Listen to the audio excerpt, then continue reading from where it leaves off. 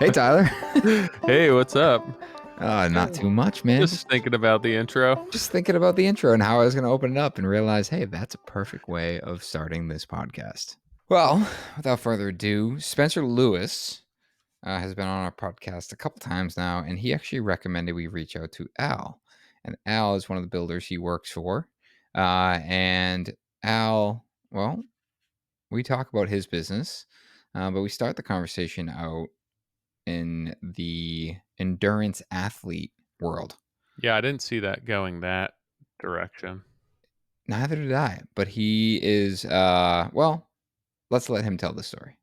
Yeah, I think you guys will like it. He didn't like the way business was headed, so he decided to make some changes, and I think he's still in the process of making changes. Um, and I think it's all good information. So hang tight, listen to the podcast, let us know what you think. Also, we mentioned this at the end, but you're going to listen now. Nick, the t-shirts last chance for the pre-sale, right? Last chance for pre-sale. Make sure you head over to moderncraftsman.co. This is a limited run. We got nearly 100 shirts sold already. This is a limited run that we are closing today for the pre-sale. If you want one, you need to order it now. So make sure you head over there and get one ordered. This podcast is brought to you by Andersen. When making decisions on the product you spec, we're always thinking about what's right for the customer and what the specific project's needs are. We're also thinking about our reputation, and Andersen knows that the product they manufacture are part of the legacy that we're all trying to build. From Fibrex composite material that delivers performance and looks at a budget-friendly price point to the Easy Connect reinforced joining system that makes it easier to assemble oversized window walls with less people, to Andersen's best performing A-series product line with the most energy efficient windows and doors Andersen has ever offered. Whatever your building needs are, they've got you covered. Andersen knows it's about fewer callbacks and products that will perform over time. That's why they test their products beyond the threshold required by the industry. Andersen appreciates that. While it may be their products going into our projects, it's ultimately our brands that we're building. And they're proud to be helping us craft our legacies. Learn more about their product offering at andersenwindows.com. This podcast is also brought to you by Buildertrend. Builders, listen up. In the world of construction, we all know one thing for sure: numbers don't lie. And here are some jaw-dropping stats coming from builders around the country. So I hope I'm going to pronounce his name correctly. But meet Chris Leday Homes. This company saves a whopping 40 hours per week on the project setup. Then there's the Bridge Group. They doubled their sales in just 3 years. Finally, there's Color Houses. Today, they deliver more accurate timelines in half the time. How is all of this possible? They are the real world results Buildertrend has brought to builders just like you. Why let your business miss out on this level of success? Say goodbye to tedious project planning, chaotic sales, and inaccurate estimates. It's time to let your business's numbers speak for themselves. Give Buildertrend a try and sign up today at buildertrend.com/MC demo. Actually, Tyler, they updated the link. So if you want to get the link, click in the link in the bio below. It's buildertrend.com/social/modern craftsman. I'm sorry, /modern craftsman. We got our own landing page there. Nice. Check it out. What's up? We've been talking to you for like 5 minutes. Dude, I was not even paying attention. I looked over. I was like, "Here we are! Awesome, amazing." That's the trailer you needed for the intro for sure. Hello. Hold on, 100%, man. My bad, gents. It's cool. How's it going? Good, brother. How you doing, man? Getting back from vacation. Kids are starting school. Back to work. Crazy, you know. Yeah, dude. The usual. Where was vacay? Anywhere awesome? Nah, not really. We went up. I mean, it was good. We went up to up near Nick. We were in Cape Cod for a week. Oh, nice. Nothing crazy. Nice. Yeah, I was telling Nick. Nick was just away, but I was like certain that Nick was going to be away for another week. I still feel like you forgot a week of vacation somewhere. Well, we didn't have a return flight until like 2 days before we flew home. That's just how we roll. That's the So way to do it, dude. yeah. Yeah. And we only had like the first week and a half booked of our trip, and then the last week we decided to bop over to another country. And then we booked a flight home. But yeah, there was a potential that I was not going to be here today, and I was going to record from there. But no, we came back. What's today? Tuesday. So we came Yeah. back Sunday at midnight. Oh, damn. Where'd you Yeah. guys go, dude? We went to Italy Oh, and nice. then went to southern France. So Awesome. Yeah, very cool. yeah, pretty cool. We went to Sardinia. That was like supposed to be our like main chunk, and because it's like beautiful beaches and things like that, we went to the beach. Beautiful. Woke up the next 2 days to windstorms, so no Oh, yeah. beach. Oh, yeah. But luckily, we still had fun there. So, and then Awesome, man. France. We just walked around some of the cities. I've talked about mega yachts on this podcast before. I have never been around that many big boats. It's You're in a good part of France then, brother. 100%. it is banana land. And we so of course like we're walking around and my wife's Googling who owns all the boats and like, all right, that one's a charter. Oh, that guy invited WhatsApp, like blah blah blah, whatever. And then we get to I forget what city we're in, but they had this whole part of the channel that was recently built just for the bigger boats. And the guys that Oh, own the yeah. bigger boats paid to have that built Mhm. because they keep the boat there. And I'm standing next to like, 110 foot, 120 foot boat. And this thing's monster. And it's half the size of the boat Right. at the other end of the channel. It's just, That's awesome. it's bizarre. Um, That's crazy. yeah, but we did not go on any boats. We just walked around and ate food and came home. So Did you Did you bring? get kicked off of any boats? did not get kicked off any boats. That's a good thing. There we go, dude. You're in the right Um, spot. I did start the trip off on a rocky start. We flew into Frankfurt, and I booked the flight separately, so I didn't actually have a connecting flight. I was supposed to get to Frankfurt and then hop on another. But what I failed to think about when I did that is I have to go get my bags. So I have to go through customs, get the bags, and go back through security. And Oh, yeah. we would have had plenty of time like to do that, but we of course were delayed, and then the baggage check was delayed, so we just missed our flight. So I went and rebooked. I went back to the ticket counter. I'm like, hey, I missed the flight. They're like, no problem. It's not a connector flight. I'm like, yep. Can I take the one in the morning? They're like, yes, no problem. Great. I got to go get my wife and kids. They stayed at the terminal because I was just going to go back through security and get on another plane. And they're like, oh yeah, they can just come out. Well, they could if they had their passport, and I had their passport because I was supposed to Dude. go back through. So what should have been like an hour ordeal was 4 hours, and they were just on the other, like literally, they were right on the other side of the wall, and they would not let them through.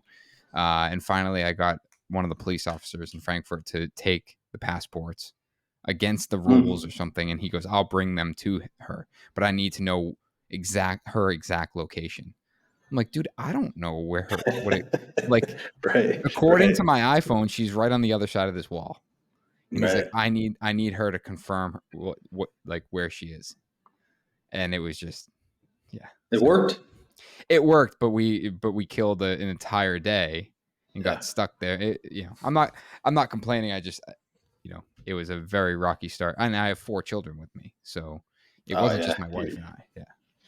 She Dude, I don't probably have wanted anything. to kill you. Yes. Well, thankfully the kids were fine. They were entertained, and they were just eating snacks and playing with God knows what. So 100%, man. I don't have anything that tense. I was flying back it was like a month and a half ago from Jackson Hole, and I had like I'd just done a 36-hour endurance event the night before, so I was on like 4 hours of sleep in the total 48 hours. And I get to the airport, 6 a.m. flight. If you've ever been to Jackson Hole, it's one of those airports where you literally walk out onto the tarmac Mhm. to get onto the plane. Yeah. So, not a lot of not a lot of movement going on there or whatever. And literally next in line, and hey, if you're on this flight, we can still get you to Salt Lake City. However, if you're checking a bag, your bags can't go. Something about the weight and trying to get out of the proverbial hole of Jackson Hole. I was like, okay, well, when can you reschedule? We can get you on the same flight, same time, tomorrow. It's 6 a.m. Like, there's nothing between now and the next 24 hours. Like, how do you even facilitate running this airport? Right. Just where we're at. So I drove my happy butt to Idaho Falls to connect to Salt Lake City, only to find out last week I probably could have driven to Salt Lake City just as fast. But flying is it's something to navigate nowadays for sure. Even when you have all your stuff in a row and your system, where it is. Yeah. I keep telling my wife, I'm like, I can't wait till we own a private jet. And she's like, we're not going to own a private jet. I'm like, I'm going to keep saying I am, because eventually I hope I can, because this is obnoxious. Speaking into existence, brother. I know. I like it. What was the endurance event? So it is, it's called 29029. So Everesting 29029. So Mount Everest is 29,029 feet vertical. So there are 5 different events. So you have Salt Lake City, you have Whistler, Canada, Vermont, which I'll do in October, Stratton, Vermont. I just got back last week from Salt Lake City. You have Idaho Falls, and then you have Jackson Hole. Basically, they are double black diamond ski mountains, and instead of skiing down them, you walk up them, and then you take the gondola down, and then each mountain has, like the one that we just did in Utah, it's 13 times. So you walk up it 13 times, and you have 36 hours to accomplish 29,029 feet. And the physical is obviously there, you get it, but you're dealing with elements, heat, elevation, things of that nature. But the biggest piece is the mental, because when you get down off the gondola, you can go right back up the mountain, or you can go back into where, they got Normatec boots, professional masseuse, like an open buffet, pretty much at all hours. So all the comforts of where your mind wants to go. And it's really learning how to manage your mind and at the same time your time, because you got to have your calories, your electrolytes, salt, water, all of that stuff. And there's aid stations periodically, but you can get sucked into that bottom, man. But that particular one was in Jackson Hole, and we flew Salt Lake City to Jackson Hole, and then back to Detroit. So you walked up that mountain 13 times? So that was my 5th event, right? So on this particular event, lap 1, like an hour, just over an hour and a half. Target objective was 2 hours per lap. That gets us there in 36 hours, banking a little time for meals and sleep. If we can sleep, we're good. Lap 2, I had my right quad was just dancing at me. So I was like, that's a little weird. I should probably stretch that out. Let me get some additional electrolytes and then go back up. Lap 3, it became really real. It was like, dude, I'm having a problem trying to walk, and now I'm getting my mind about it, because I got to figure out how to get through this. So I don't ever come off the mountain.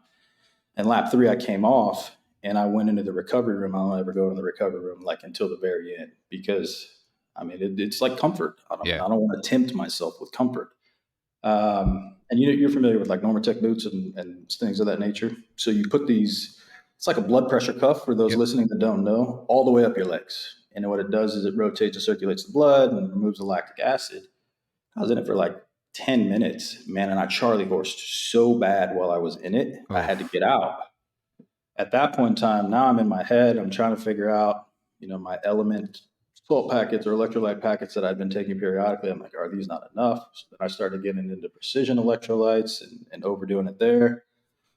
And then I got into some gastric distress because of that situation, where I couldn't get cows in and I couldn't get waters, and that made for a long, long night. It was a deal where that wasn't a fun one. So yeah, man, that's the objective. And then there's no like real major award. You don't get a prize. It's not really a race. It's the only, Nick, it's the only endurance community I've ever been a part of um, that's more encouraging everyone to complete than Yeah. compete. Right. Like, hey, we all want to get it. And everybody starts out with a white bib and a white hat. Your very last lap, your bib transitions from a white bib to a red bib as a signifier to everyone on the mountain. Hey, like you pretty much made it. You're on your last lap. And then once you Everest, you get a red hat. Mm. I'm still in pursuit of my red hat. Yeah. How close have you gotten? Last year at Vermont was 17 laps up and down. I got my red bib and was probably a third of the way up the mountain and timed out. Ugh. Yeah, dude. So They that was start fun. everyone like every hour. Everyone's starting at once. Good question. Everybody starts at once. And keep in mind, man, you've got like swimmers, Olympic athletes. Yeah. So if you're familiar with Jesse Itzler and Colin O'Brady, those are the guys that are the founders, whatever. I mean, Colin's super good dude, but freak athlete. Case in point, he's the first guy to walk across Antarctica by himself unassisted. Yeah. He's got like 27 or 28 world records, things of that nature. So this is, endurance for me is I'm absolutely a neophyte when it comes to endurance. I come out of, I've spent decades in the bodybuilding industry and weightlifting and basically like any meathead thing that you could do. I didn't run anything more than 100, 200 or 4x1 out of high school. So you want me to do like some of those events are north of 30 miles, at elevation gain, you're gaining 4,000 elevation at 6,000 elevation at base camp. It gets up there and then elements. So I've been doing this, man, since 2021. So going on 2 years now, and it's learning. You learn in different things. I know I'm not necessarily the smallest dude, so I got to make sure that my caloric intake is a little bit better or a little bit additional to what some of our counterparts on the mountain are. And the biggest thing, man, is the relationships. I've met so many people in here from different groups of life and sects of life that I probably wouldn't otherwise have an opportunity to meet had I not done it. It's crazy. I'm looking up right now. So there's only 280 people, and every event is sold out this year. 100%, dude. They sell it like within 24 hours. That's crazy. Like you can't even. You don't even have the opportunity to sign up for it. I mean, if there's something that you wanted to do, like I could connect you with the right people. Some people, I'm not saying that on a recorded line. Yeah. Everyone's going to be hitting you up on Instagram. Right. But yeah, it is. I actually there was like 6 of us dudes. One of my buddies there was 6 of us that went to Utah like 2 years ago. And my buddy, he's talk about freak athlete. Like this dude was like 9 or 10 years in the NFL's fittest man twice, on the cover of like Muscle and Fitness. Like he's just that guy.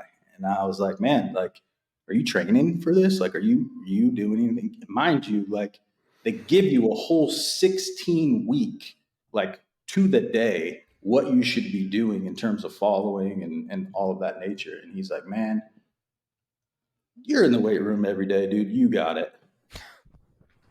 Dude, the most embarrassing, humbling, frustrating experience I ever had. Very similar. Lap 1 was great. Lap 2, my legs like literally froze. Yeah. I don't mean like, oh, I got lactic acid and like, what are we doing? I mean, guys, I'm like probably 100 yards from the base.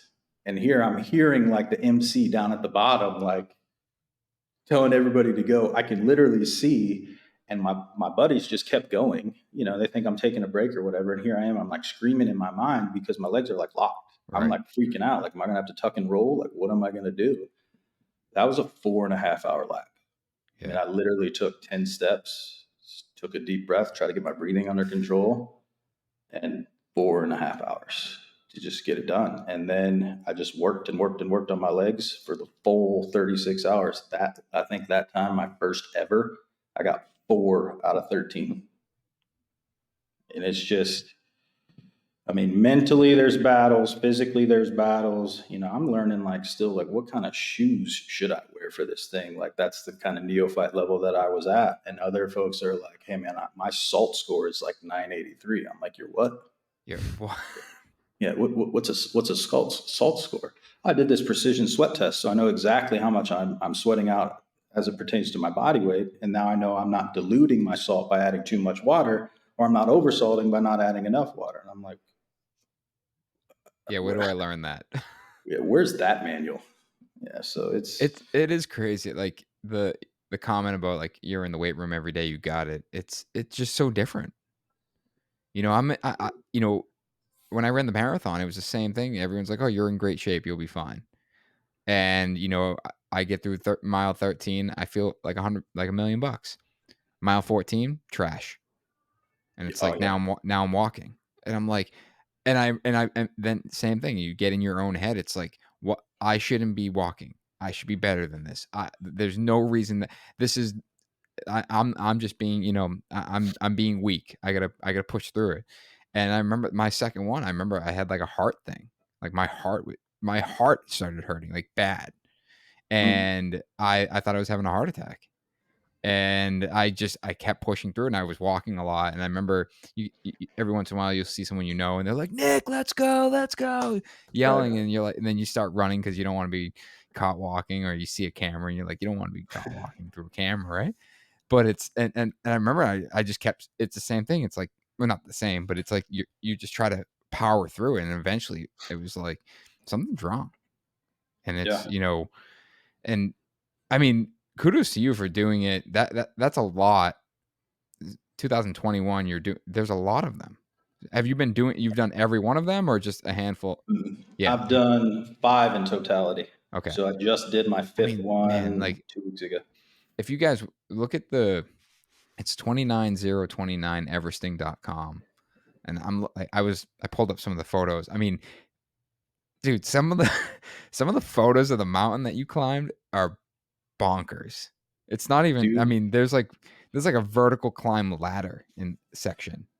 And it's like, Jackson Hole, there was literally a rope. So yeah, the I'm course looking in at the Jackson guys Hole, holding the yeah. rope going up this vertical Mm, staircase that is maybe, you know, not really a staircase. 100%, man. But to your point, like, admittedly, endurance stuff, what I hate about it is everything. Yeah. What I like about it is figuring out how to navigate the physicality and the mental component. Mhm. Because exactly what you just shared, again, case in point, the first time I ever did this, not trained, wasn't looking at my body weight, was Mhm. just like, okay, I'll go out. I won't sleep. I'll just be that guy that doesn't quit and I'll just go hard. And if I come in at 35 hours and 59 minutes, roger that, I get the job done. Yeah. And I learned very quickly, like, dude, there is a lot of science to this. You can't just bulldog your way through that. Like, yes, you've got to have a Right. significant willpower and you got to be trained. Case in point, though, last time, 2 full years of training, 4 additional events. And when we're doing events, like these are 36 hours. It's not like, hey, I'm going to go out for 12 hours and then I'm going to take a nap and then go back. There are people that do that, but they're fast. Mhm. They're faster than me, so they know that their times, their splits are going to hit, and I don't. Um, and I did 7 2 weeks ago in Utah out of the 13. Last year, I did 9, Mm. a full year of training. And in my mind, I'm thinking, okay, I've got my caloric intake dialed in. I'm 17 pounds leaner. I figured out my shoes. I figured out my gear. I mean, dude, I've gone through the gamut of like, I mean, it's going to sound mundane, but for the runners that are listening to this, like, I didn't know you had to put band-aids on your nipples. No, Yeah. no one told me. No one told me that. And now, like in Jackson Hole, it was like 4 o'clock in the morning, and I'm like, "What's your?" People are asking me, "What's your biggest ailment?" And I'm like, "It's going to sound really dumb, but like, my nipples are screaming at me, and Yeah. I don't know what to do." Well, your base layer is wet, and you don't. It's just friction. Oh, so what do you do? Well, we put band-aids on our nipples. I mean, I don't go around asking people like, "Yo, let me see your nipples." Like, like, so what kind of band-aids do you use for your nipples? So the simplest thing, and now every step of this, hour and a half to 2 hour lap, you're thinking nipple pain, nipple pain, nipple pain, nipple Mhm. pain, as opposed to like switching your mindset to like, wow, look at that sunset. wow, that's awesome. I get to be here as opposed to I have to be here. Yes, it's hot, but man, I'm so glad it's hot as opposed to freezing and raining, because I did that in Vermont last year and that sucked. So you're constantly taking inventory of where you're at mentally, but those little things, how do you train your nipples?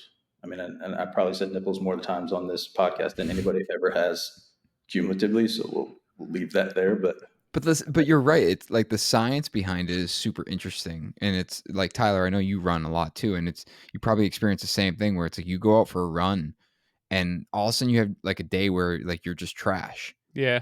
and you're like, It's true. it's like, I don't get it. Like I've been running for 6 months now.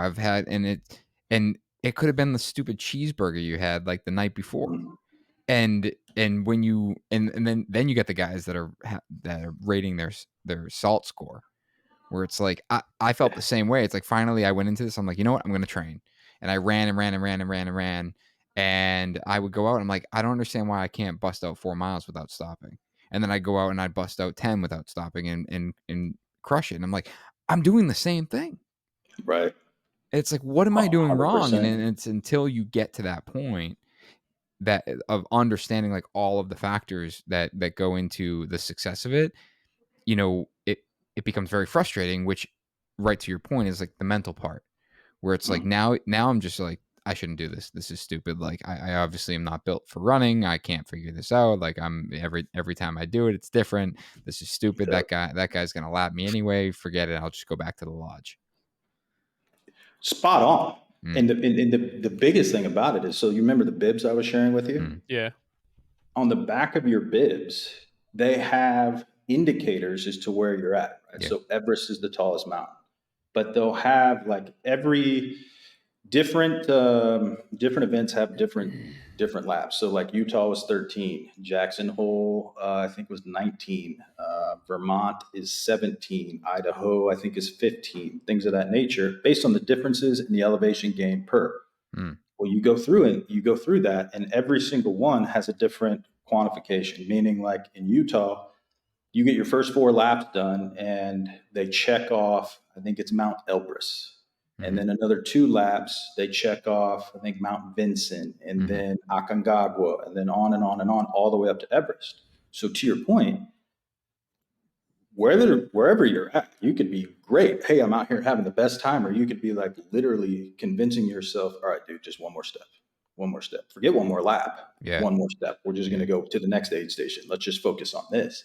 And then somebody just like a billy goat just passes you, and you're on maybe like your 4th, and they're on their 9th.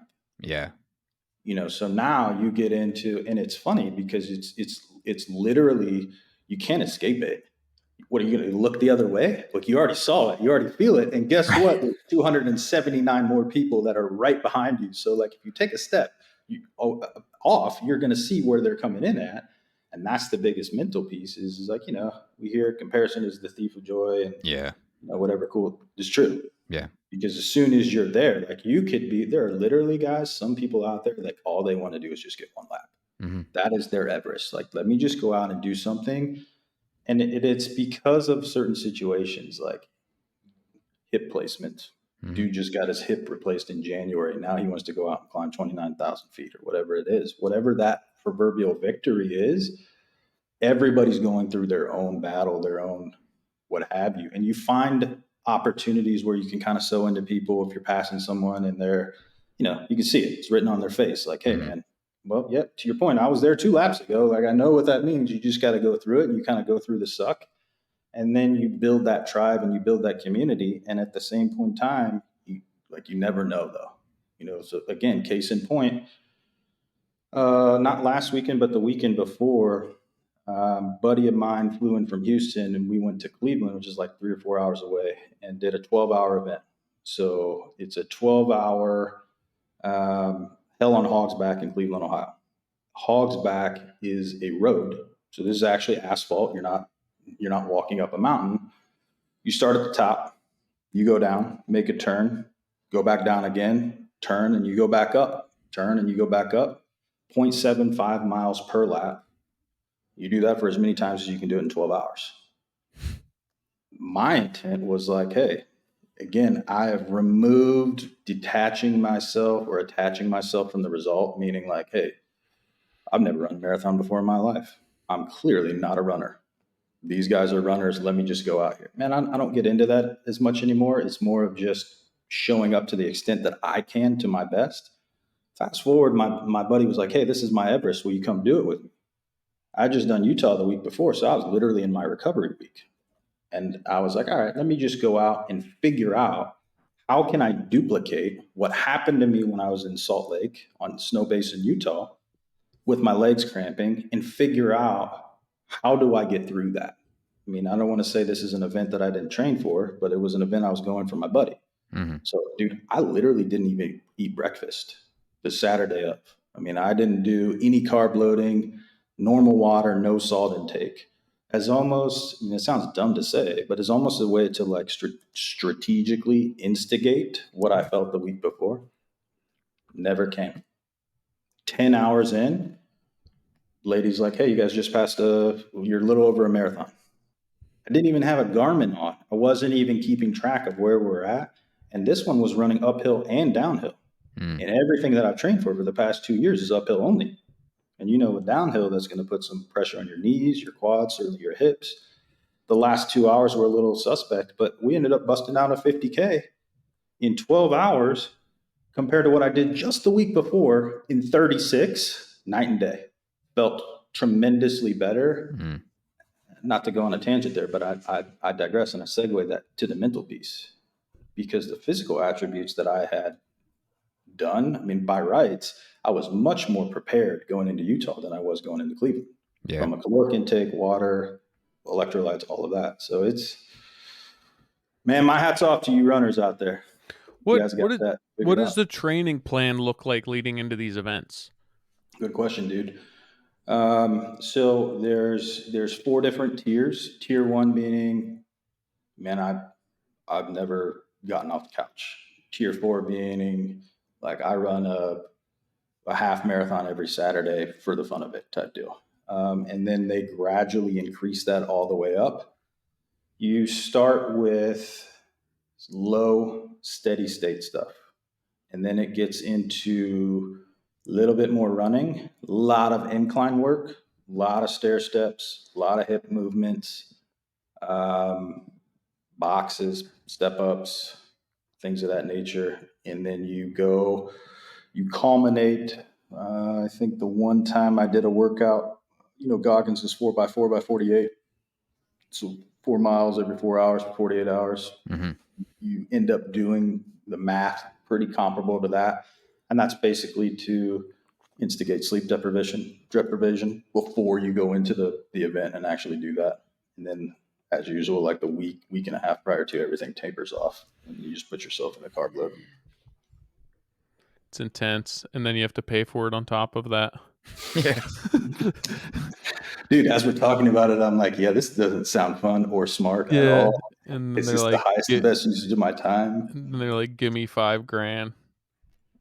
100%. It's crazy. Plus, Are you, so 2021, you started all this. It sounds like you're doing quite a bit of events now, or is this just like you just happen to be in this like spike of event after an event? this spike. Yeah. The Hell on Hog's Back was just, my buddy called me. He doesn't really ever ask for anything. So, you know, when you have a friend like that, that's close to you care about it. Yeah. You do something, then yeah, man, I'll go out there and do it with you. But no, I strategically plan these out. So I'm not putting my body through continuous and then hoping to figure it out. What made you do this in 2021? Good question. I mean, genuinely, I think I got a call like 2 weeks prior to from one of my buddies, and we were all in a mastermind together in a coaching group. And he was like, dude, I'm doing this group. This is your thing. Come with me. So I remember getting there. I'm like, dude, what about this made you think that this is my thing? Like, where is that at on my resume? Like, what is that? And we started laughing. But it's a whole, I mean, there was 6 of us that did it. It's a whole experience. So in different events, so like Utah, I think Idaho, and I think that's the only one. You actually, it's glamping. So they have these like tents, like, I don't want to say tents, they're like glorified tents. Mhm. And unless you know who you're going with, like, you don't know who you're going to be in your tent with. Jackson Hole, Whistler, Canada, uh, and I think Vermont. And Vermont also, they have hotels. So they're more like, have you guys ever been to Stratton Mountain in Vermont? Yeah. So, like at the base, they have those, there's like 4 or 5 condo areas that you can get into. You Yeah. don't really have to walk anywhere to do that. That's why they do that there. Whereas in Salt Lake City, dude, you're literally like, there's a tent on the base of the mountain. And if it rains, you should probably go in the lodge. So it's a lot to learn, man. But really, directly answer your question, man, it was a couple buddies I had, and I went with the relationship. And then, Nick, it kind of became one of those things where something like challenges you, and then it, quote unquote, beats you. Yeah. And now you're like, all right, well, now I'm in it. I started. Now I got to do what I said I was going to do and complete it. Yeah. Yeah. I think that, I mean, that so my wife and I ran the first marathon together, and then I ran 2 after that. And because she was pregnant, the second 2, but she wants to run next year. And she looked at me, she goes, you do not sign up. Like, you cannot sign up. I need to train. Like, I'm going to run that solo. Like, we got 4 kids. We can't both train. And I had to call my friend who runs the charity that we ran for. I was like, hey, I need you to do me a favor, and I need you to take me off the email list. And she's like, why? I'm like, because if you send that email, I will 1000% sign up, and my wife will murder me. and she's like, got it. I'm like, it's one of those things where it's like, I don't want to do that, but I'm going to do it because it's challenging and it's hard. And I know that at the end of the day, like, I'll be glad I did it, and I'm going to hate 3 hours of it, but I'll get over it. I'll wake up, I'll go to bed, I'll wake up. It'll be a brand new day. It'll be yesterday's problem. 100%, man. How does this all relate to your business? Great question. That's literally where I was going, man. Great minds think alike. Honestly, from a high level perspective, full transparency, this started as an event where, hey, my buddies are going to, do you want to go? Mm-hmm. And then it became, okay, let me figure out how to do this. And then it became something, I mean, it broke the floodgates open, basically, on being able to, so I talk a lot about in our organization and just in my day-to-day, living in the and there was a time and point in my life, man, like for years and years and years, it was all about success, the bottom line, ROI, all of your data, all your metrics. And I'm not dismissing that those aren't important, but that definitely took a precedent. And I know many of us business owners and there's a lot of people that are still in that season. But I realized, why does it matter how many zeros you have in your bank account if you don't have anybody there to invest that time or those funds with you? And I say that loosely because there's a lot more to that, but that's really what keeps me going back. And to directly answer your question, the biggest piece is, dude, there have been 3 events where I've straight walked through the night, 36 hours. I don't want to say by myself because they always have like volunteers out there, or they have, aid station workers or whatever. But of the 280 participants, I would say less than 5 probably continuously go through the night, because most of them are smart enough to figure out how to get faster in their ascents to afford them the ability to go through night. I digress, and I share that. I haven't been yet, but when you are going through the night, literally all you have is a headlight, and you can see like 3 feet in front of you. I don't even need to ask you guys. I already know. I know in your business models, and I know in mine, like, how many times have we been like in the shit? And you can't see out of the 3 foot in front of you whether this client is a major pain and they're just making it horrible for every situation with trade partners or schedule or COVID or acquisition or whatever it is. And you're like, man, I thought I had this well dialed in, well systemized, and then all of a sudden you'll go through growth, or there'll be a season of change, or something will be a catalyst, and then you recognize, like, wait a minute, and obviously with our build cycles, it's not something that we can start and finish the first month. Mhm. So if there's something that's a proverbial chink in our armor that we've peeled back and we revealed, like, hey, here's an issue, we've got that same system for 6, 7, 8, 9, 10, 11, 12 other homes. And that has to take time to be able to go out, because we can't just necessarily rip the proverbial Band-Aid off and say, hey, here's a litany of it. I mean, if it's an emergency, we will, but we don't want to go and disrupt the whole thing. So you've got to find a place mentally where this is a season of growth. I'm in something that is out of the realm of my control. I'm certainly controlling the controllables within it. How do I keep my mindset and those around me, i.e., my team? And here's another piece: I don't want to be around anyone while I'm walking up the mountain at hour 18, 20, 24, and they've got a negative mindset around. As an empath, I'm going to absorb that energy or the opposite energy. Hey, man, I'm proud of you. Good job. Just keep going. Just keep going. Just keep going. Either way, it's infectious. Mm-hmm. We're going to absorb it. And if this dude comes up to me, he's Nancy negative and, oh, I hate this. Why am I doing this? I can't believe I did this. I can't wait to stop. Like, dude, I'm already thinking that naturally. I'm trying to convince myself of this. I don't want to have that same conversation with you. Yeah. Same thing in business. Society will say, watch or don't become a product of your environment. Well, I'll push back. What if your environment was those positive people that you selectively put in place around you? Yeah, I absolutely want to become a product of that. And that's what I'm doing with the endurance piece, is aligning myself with folks that been there, done that. I mean, I just ran my first marathon and 50K in the same day. To some people, they're like, dude, that's dumb. I would never do that, because I'm running a marathon every week. Let me get involved in your environment. Let me get involved in what it is that you're doing, so I can learn those little nuances on why you navigate the way that you do. So I don't have to put myself in a position where I'm struggling climbing up a mountain after training for 2 years of, dude, what am I doing wrong? What did I miss? Same thing with business. If I'm doing the exact same systematic approach and I'm getting the same results, there's a flaw in the system. And I need to go back and reveal what that is to figure out the resolve. This is something that is just continuously afforded us. I mean, my team knows about it all the time. We talk about, okay, Al's training for the mountain. Yeah, because I've been doing that for 2 years. I mean, when am I not?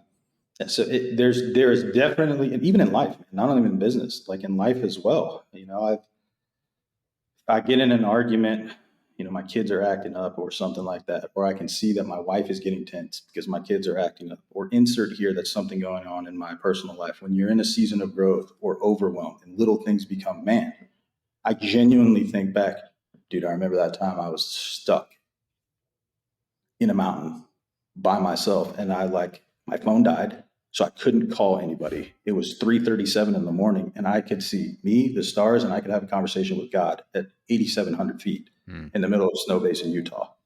How did I get through that? What was my mindset then? Well, if I can do it then, I can do it now. And obviously there's differences in comparison what you're normally navigating through, but from a mindset perspective, I gotta have that. If not, you guys know, stuff, it can go south real quick. Just on that, like the comment about the phone dying, it's weird how when that happens, like just my phone died yesterday, and I'm like, oh, I guess I'm done looking at emails and responding to text messages and thinking about work tomorrow until I find a charger. And I didn't find a charger. I didn't have one. I had to wait until we left and plugged it in the car. But it was like just thinking about climbing the mountain, you're having I'll call it the crutch of the phone available to you, right? It's like if I need to, I can always call someone. Like if something happened, I can call someone. It goes away. It's like, well, I don't have that, so I guess the only thing to do is to do it. And Spot on. But it's weird how it's not until that moment you realize how much stress something like that actually adds to a situation. 100%, man. And it is, again, we talk about teaching situations, whether it's life or on the mountain. I did not plan to be on the mountain at 3:37 in the morning and not have my phone. Believe that. Right. From a safety standpoint, anxiety standpoint. I got a logistics. Where am I going to plug this in? I know my wife's going to be texting me standpoint, like all of those things. Yeah. However, that was the second event I've ever done. I figured out on 3, 4, and 5 the freedom that you didn't say this, but that's what I'm hearing you say. Like, dude, there is freedom in not having to figure out a playlist, Mm-hmm. have this in my ear all the time, figure out where's my charge, where's this going to be all the time. I'm just going to put my head down and I'm going to live and I'm going to go out and I'm going to do the best that I can do. If I quote unquote fail, cool, I failed. But I sucked at doing something the best that I can do. And at the end of the day, I'm not afraid to suck at something new. And just That's and sorry, I keep going off on these tangents, but like the you're headphone good. thing too. It's we were when we were in France. My wife's like, "Did you notice that no one wears headphones?" And I'm like, I did. Like no one had, she's like, no one had AirPods in, no one had headphones on. Everyone's just walking around, whether they're with someone or they're not with someone. No one has headphones in. And I walk around Boston, and everyone has headphones in. I have headphones in. So I have Right. headphones in. Sometimes I'm not even listening to anything. And Yeah. it's just, and it goes back to like, it's just a different lifestyle, number one, but it's also like, they're just living in that moment. They're listening to what's around them. They're not trying to alter the experience. I always ran with music. I also ran with a pace counter, so I could make sure my Mm. pace was at the right pace if I was going too slow or too fast. And a buddy of mine who's a more serious runner, he's like, "Dude, you can't run with music." I'm like, "Why?" He goes, "Because it's amateur." I'm like, I kind of like music. He's like, "No, you got to experience it." And my headphones died actually my phone died the last run. Mm. And I was like, all right, I'm doing this without it. And it's like it's a completely different experience. And it makes you realize like, hey, no, like actually separate yourself and be in this exact moment. And 100%. it's, when I think about that in relation to work too, it's, you know, no matter what I'm doing, if I'm walking from here to the bathroom, I'm on my phone and I'm responding to a quick email. If I'm on a job site, I get out of my truck, I'm on my phone making sure that something's in place. But so by the time I take the 40 steps into the site trailer, like I've gotten something done. And when I don't do that, it's like a whole different experience. Mm. And it's almost as though there's all these studies like you can't act like humans can't actually multitask was a term Right. created for and by computers. And and we all talk about, oh, I'm great at multitasking. It's like you're not. Like you would actually be better off doing one thing really great at one time. Sure. um and I remind myself of that every day. And but the fact that this right here is sitting next to me, it's like, hey, I can do something real quick. Oh, my wife just texted me, and I'm looking at it like, all right, well, what's my wife want? She's like, oh, she just wants to let me know that the kids are super freaking annoying today. I'm like, all right, got it. She's prepping you. Right. Prepping me. And it's like it it's hard. And I think that plays into this whole mind game, right? And I think about it in business specifically, where I had a conversation a couple weeks ago, and someone, it was actually a consulting call. Someone had scheduled with me, and they were talking about like, dude, your business is blah blah blah. Everything seems so good. Like, do you ever struggle with anything? Are you struggling with this? Are you struggle? I'm like, I know like I get social media, and I try to do a good job about communicating like the good and bad, but reality is like it's almost always going to be good, because when it's Sure. bad, no one wants to get on there and be like, "Hey man, I'm having a shit day. Let me tell you about it. This happened. This client sucks. This is going on. My one of my trades broke this, and hey, I lost all this money." It's like you don't want to do that. You want to talk about how great your day is and how great your product is. But um that all fuels this, like, again, you said earlier, comparison is the thief of happiness. And that I'm not sure how where I was going with that in relation to the phone being this constant distraction. But I think that when it comes to whether it's endurance or running a business, the mental aspect of it, becomes overwhelming on a regular basis. And something you Sure. said in the beginning of this podcast, it's like, business does take, or the negative of business takes, usual your focus, right? Where it's like when you have a difficult client, or a client's, super upset, all of your focus goes to that client. Or a Hmm. client that's just difficult through the whole process, makes it very difficult to work with, knows that maybe they're not going to pay. All of your focus continues to go there. And you get into this mindset of like, this sucks. Like, why do I do this? And then you got to kind of step back and ignore that for a second and realize, hey, there's 10 people on your whiteboard that are asking you to work, like that want to work with you, and they seem to be great. And you got this one guy that has 100% of your attention, and he sucks. And Yeah. it's difficult. Dude, you're spot on. I mean, there's a lot to unpack in that.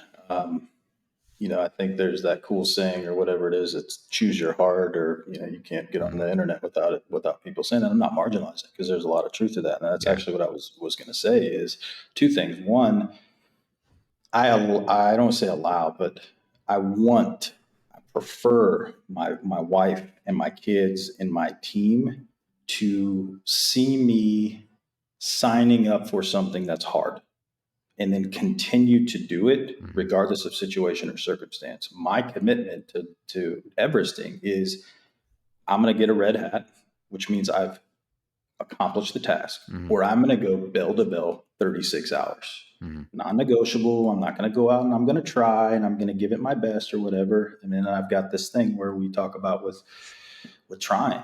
Trying is a premeditated excuse for failure. You see that across the board. And I'm not saying the literal word, as you're going to get 78,000 DMs with this. What I'm speaking about is if someone says, hey, you know what? I went out there, I did one lap, I didn't really work out. I'm not a runner. It's not for me. I tried. You could use the same logic when you were learning to walk. If you fell, because we all did, or when you fell, did you convince yourself then, because you attached yourself to the proverbial result of walking, and because you didn't walk, now you're a crawler? No, you can't say, well, walking isn't for me because I failed. What if we switched our rhetoric on failing? I mean, I tell my parents, my wife, my kids, my team every single day, I'm a professional failer, Mhm. not failure, failer. If I can go into it, and this is the second piece, like I want my kids to see their father humbled. And I say this humbly in context, not to be braggadocious. My wife will share that when I get I'm sure you guys are the same way, man. When I get my hooks on it, she'll say, when my hooks are set in on it, I'm not going to let go of it until we get it. And that's where I go back to living in the and, because, dude, for decades of my life, guys, like I would put aside my physical health, put aside my mental health, put aside sleep, put aside family time, put aside whatever it is, because I'm in the grind. Now I'm grinding. I'm Mhm. going hard. In the grind for what? What are we grinding for? What's the vision? What's the overarching objective? And I'll Yeah. digress this down a rabbit hole. But No, but it's true. And like, I remember my wife and I had some difficult conversations years ago when I first started my business, and I would tell her, I'm like, you got to just let me grind. This will all pay off in the end. And she would be like, when? When? Like, what do you mean by that? I'll live a simpler life. We'll buy a smaller home. We'll do this. We'll do that. I'm like, you don't want that. And she's like, no, I don't want that. But if that's what it means for you to spend more time with the family, then yeah, then I'll do that. And, and in the moment, I'm like, she doesn't get it. She doesn't understand. Like, I need to do this. I need to work 16-hour days. Like, this will all pay off at one point. And now I look back, I'm like, I was an idiot. I thought that if I worked 16 hours a day, that I was just automatically going to be better. right, And the reality is like, no, like my sleep suffered too. My physical health suffered. My mental health definitely suffered. for sure, I felt like shit, but it was like, but I clocked in for 16 hours, like, woohoo. Like, right, if I actually was in a better shape and had a more focused mindset, like I probably get all of that work done in 6 hours. This is exactly what you just said about multitasking, which is a great point. Like, in my mind, I am proficient at multitasking. No, dude, you just got really good at being able to switch tasks very quickly and go back and forth and back and forth and Yeah. back and forth to it. Yeah. Well, yeah, you can convince yourself that you're grinding and you're working harder. And in part, I think it is or was maybe societal norms and expectations, some conditioning. I mean, certainly conditioning on my end. So I'm second gen. This is year 45 for us as an organization, and I've been in or around the business, man, since I've been knee high to a duck, since I've just been a little kid. Year 10 for me at the helm. You'll be 11 next month by the grace of God as president.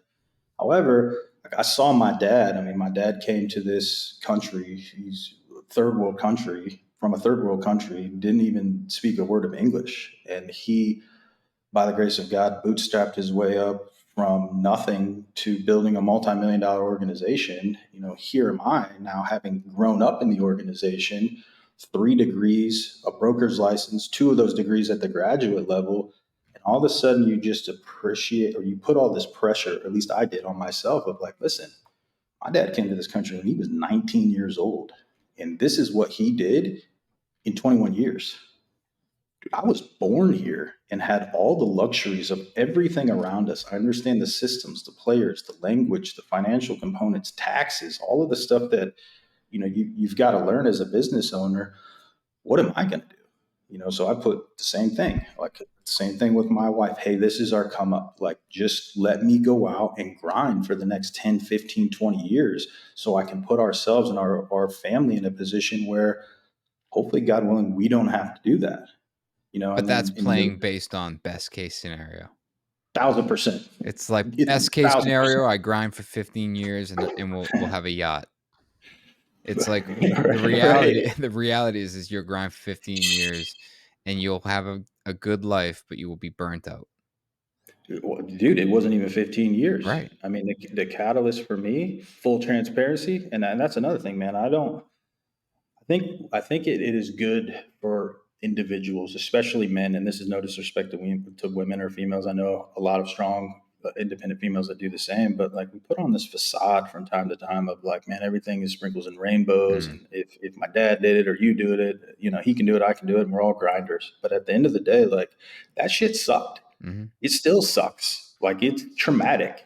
I don't. I mean, I literally coach and consult on it, on how not to do it, and it wasn't anything of like, I'd be sitting here bullshitting you guys, looking at you in the face if I told you like I saw it coming, and then I was astute enough to figure out how to course correct, not lose any financial opportunity, and then figure out how to maintain and salvage everything in my relationships and across the board. Mm-hmm. No, the reality of what happened was I went to a physician because my sleep patterns were crazy, meaning 5 o'clock wake up became 4 o'clock, became 3 o'clock, became 2 o'clock, because I'll sleep when I'm tired, or I'll sleep when the economy takes a shit, because right now it's good and we know what it's like when it's not. We got to get it while we can. And then that turned on to learning all about phase 2 adrenal fatigue, which I had no idea was about, cortisol issues, circadian rhythms, a litany of things that are like, I mean, I literally had a physician tell me, she looked me square in the eye and said, you can't will yourself through this. And you would think that I would learn that, and I didn't. Dude, it was Yeah, just under you're 6 like, months. watch me.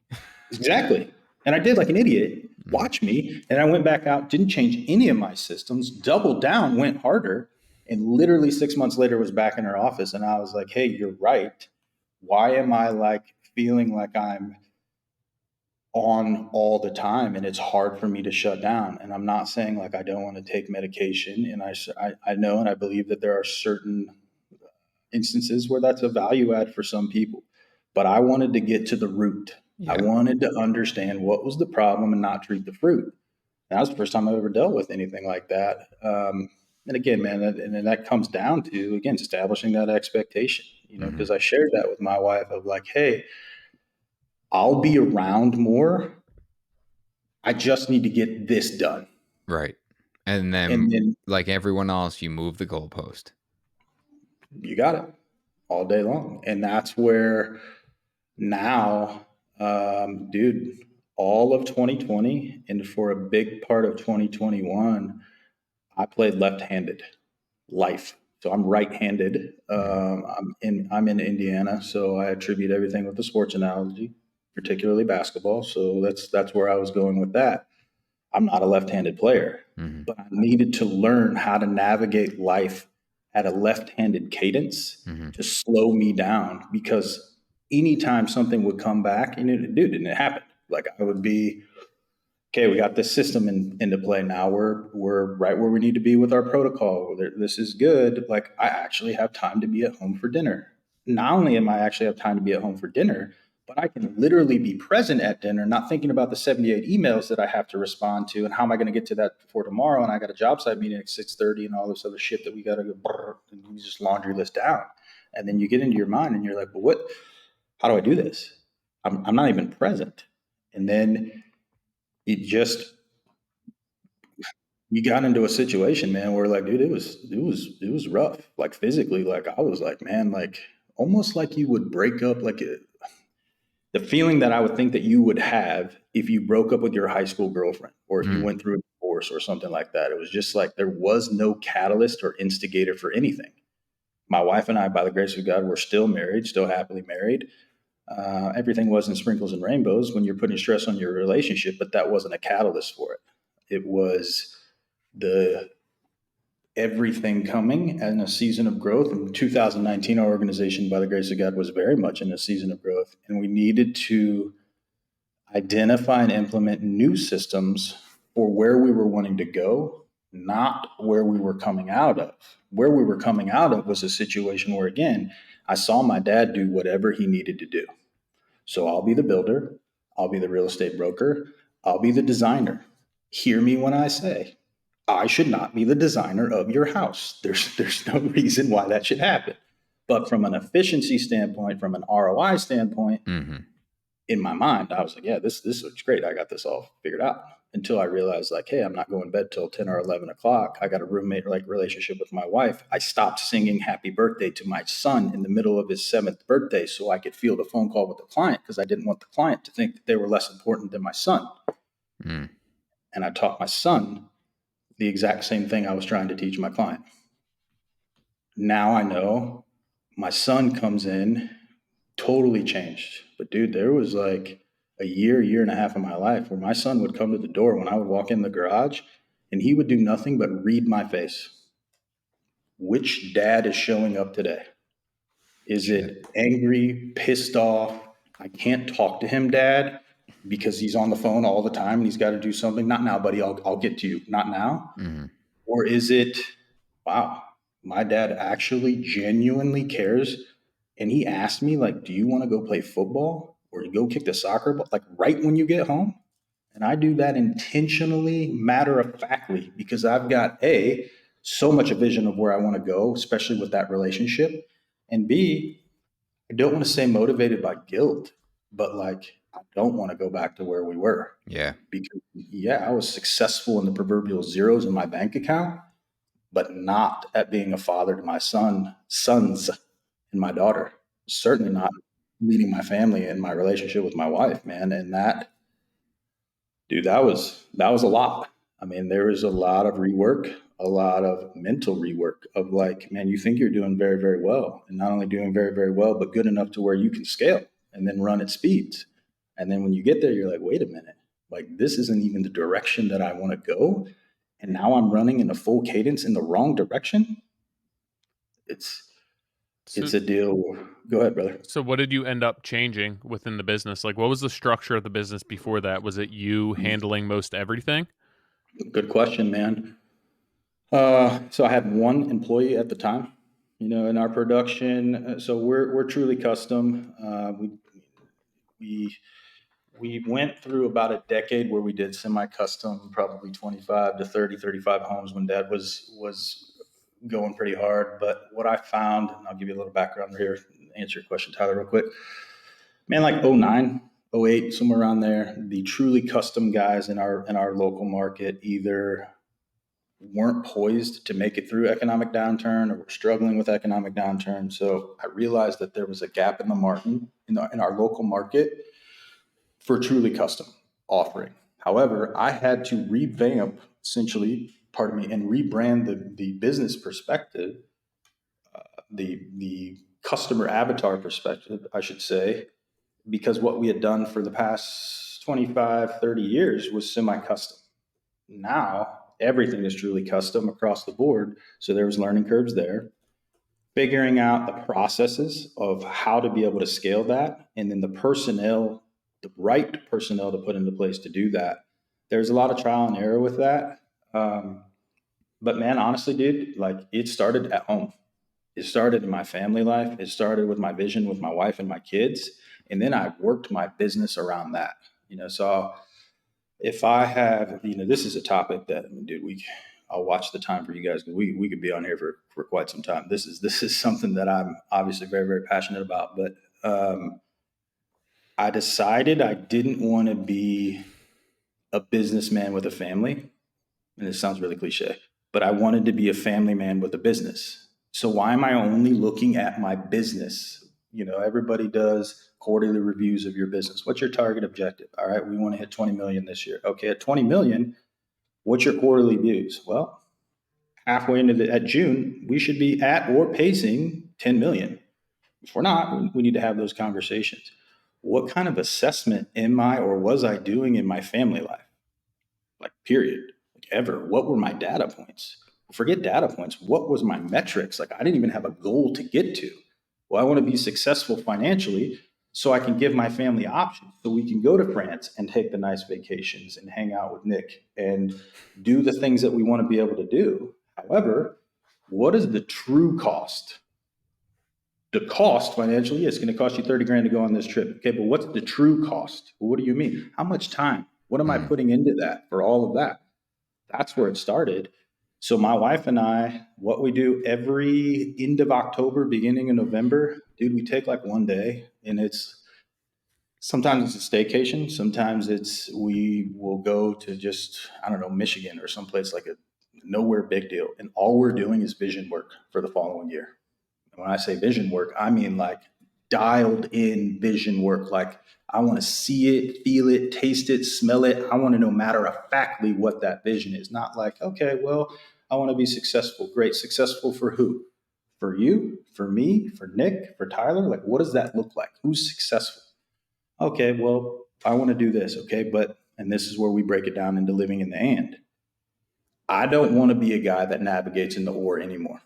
Meaning, and I say this confidently and in context and not braggadocious, I know what it takes to be successful and how to steer and lead a construction company to hit revenue metrics most would want, by the grace of God. However, I did not know how to do that and be a present father and be a present husband. I knew how to, dude, you give me 20 out of these 24 hours, you do that for a year, I'll make you a millionaire. I can't tell you what's going to happen with your relationship with your wife. I can't tell you if you're even going to know your kids' names or how old they are. But if that's your definition of success, we can get there. Nobody wants that. So what I had to do was revamp that whole thing, man. And that's where I was talking about playing left-handed. It sucked, because literally, like, everything I was conditioned, and I'm not sitting here saying everything in my family was all about money, money, money. Actually, it was the quite opposite. I mean, growing up, like, I knew very, very humble beginnings. I mean, I very much knew how to navigate layaway and what layaway was. We'll just share that. And I think because of that, my dad had a little bit of a fear-based scarcity mindset. And that was constantly always driving, grinding. What's the next thing? And by default, I picked up on that. So my wife and I now, the year's broken down into 4 quarters. I break my year down, same way I break my month down, same way I break my week down, same way I break my days down. So my days are broken down into 4 quarters, and it's non-negotiable. Me, in, on, we. Very high level, very simple stuff. It's not easy, but those are the 4 pillars that I want to sow into every day. First of all, like me, How many times have you hear people say like dad bod or I don't have time for that? Oh, or you're a runner? Dude, that's awesome. But how do you ever get time to train to run for 26 hours? You mentioned that you could do it for 3 hours. Bro, I don't have 3 hours in a month. How are you doing 3 hour trainings on the regular to put yourself in a position where you can actually compete at a race and run at a cadence that 3 hours will get you there? Well, that's a lot of time. How do you do that? Prioritize. Yeah. You're sowing into you. Point Yeah. being is like the world will condition you if you put yourself before others, you're selfish. Now, granted, there's some truth to that. Hmm. However, if I'm operating at 70 to 80%, I'm maniacal. I'm going to show up in a different manner and I'm not going to lead my family, my team, my business, or my clients in a way that I want to represent. How do I sow into me? It's 4 o'clock wake up call every day from Hmm. 4 to 8. That's literally, I don't look at phones. I don't look at emails. I don't respond to a call. If you call me and say, hey man, I want to buy a house. I'm going to give you $10 million. Here's a duffel bag full of cash. All you got to do is respond with the letter Y. You don't even have to write yes. Dude, I'm not going to do it. My time with me is not for sale Hmm. because I know what that's going to put me in a position to be able to do. This is when I'm podcasting. This is when if I want to learn a different language, Audible. If I want to read a book, if I want to get alone with God, Hmm. 15 minutes a day. Like this is genuinely the time when I literally put it on my calendar. It says God time, just as Hmm. a trigger. That's all I do. Yeah. That's at 8 o'clock. That takes me the first part of my day. So now I know, like, come 8 o'clock, when the world's showing up and some people are hungover, some people are tired, some people are whatever. I've already got cardio done. I've got weights done. I've checked my spiritual pillar mentally, and I'm right where I need to be. I've got making sure all the meals are prepped. Everything is where I need to do. In and on. I mean, those are pretty easy. You guys obviously know that. Like the next 8 hours of my day are divided between working in my business and on my business. I'm in a position now, by the grace of God, with our organization. I don't really work in our business quite a bit. High level with that is like potential client meetings, trade partner meetings, realtor broker meetings, things of that nature. Anything that's going to essentially be revenue producing. Hmm. That's basically the separator. The second half of the day from 12 to 4, admin work. Literally, what am I going to do in that time period? This podcast is scheduled in the second, my third part of my day. It's non-revenue producing. This is the time where I sow seeds into relationships. If there's people I want to get to know and hang out with and figure out how can I drive or move the business with keeping me out of that sense and state of overwhelm that I was in before, so I'm not redlining for days and days and days and days and days. Yeah. I've got a system to know it doesn't matter what's on my schedule tomorrow because from 12 to 4, Monday through Friday, I've got admin time. Doesn't matter. You want to come? No. There's caveats, there's trades and transitions. For example, my mom calls and says, hey, would you like to go out to lunch? At no point in time am I ever going to turn down an opportunity to go out to lunch with my parents, especially because they're getting older now. For real. No, I know. I'm imagining a conversation where it's like, well, that's not really revenue producing. So do you think you could pay me to come?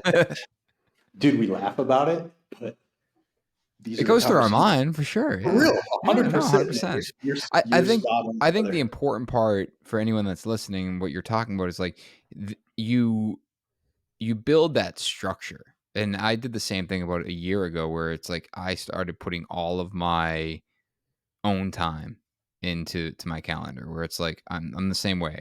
From 5 to 7, that's for me. I get up, I go to the gym, I shower, I get dressed, I get coffee, and then I'm at work.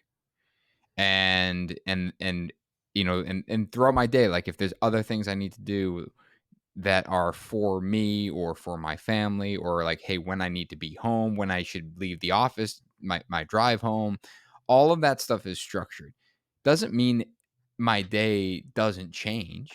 Doesn't Sure. mean that like, hey, if I want to do only revenue producing things in the morning, that when something comes across my desk and they're like, hey, this isn't revenue producing, but it's pretty important. That doesn't mean I can't adapt. The importance of what you're suggesting here is create structure, because without structure, it's literally just like a mess.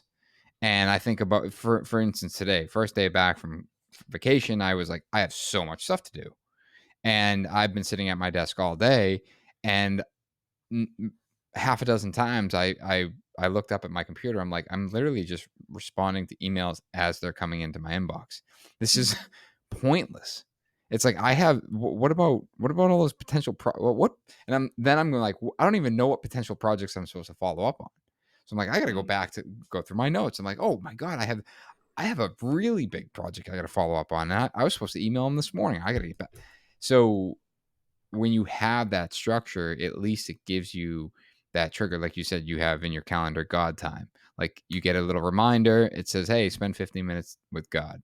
It's like, you know, in an ideal world, you do it. You might be in a situation where it's like, you know what? I can't do that right now. But at least I was reminded to do it. And tomorrow I know that's going to trigger again, and it's going to remind me again to do it.